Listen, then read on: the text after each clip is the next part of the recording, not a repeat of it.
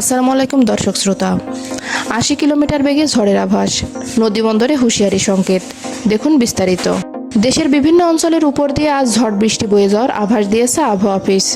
বিশেষ করে ফরিদপুর, যশোর, খুলনা, বরিশাল, চট্টগ্রাম, নোয়াখালী, কুমিল্লা, পটুয়াখালী ও কক্সবাজার অঞ্চলের উপর দিয়ে ঘন্টায় ৬০ থেকে ৮০ কিলোমিটার বেগে বৃষ্টিসহ অস্থায়ীভাবে ঝোড়ো হাওয়া বয়ে যেতে পারে।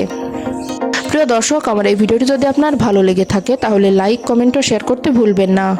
আর সবার আগে আমার সব গুরুত্বপূর্ণ ভিডিও পেতে চাইলে আমার চ্যানেলটি অবশ্যই সাবস্ক্রাইব করে বেল আইকনটি বাজিয়ে রাখুন। ধন্যবাদ। শনিবার সকাল 9:30 থেকে সন্ধ্যা 6টা পর্যন্ত দেশের অভ্যন্তরীণ নদীবন্দর সমূহের জন্য দেওয়া আবহাওয়ার পূর্বাভাসে এ তথ্য জানানো হয়েছে। ঝোড়ো হওয়ার আশঙ্কা এসব এলাকার নদীবন্দর সমূহকে 2 নম্বর নৌ হুঁশিয়ারি সংকেত দেখাতে বলা হয়েছে।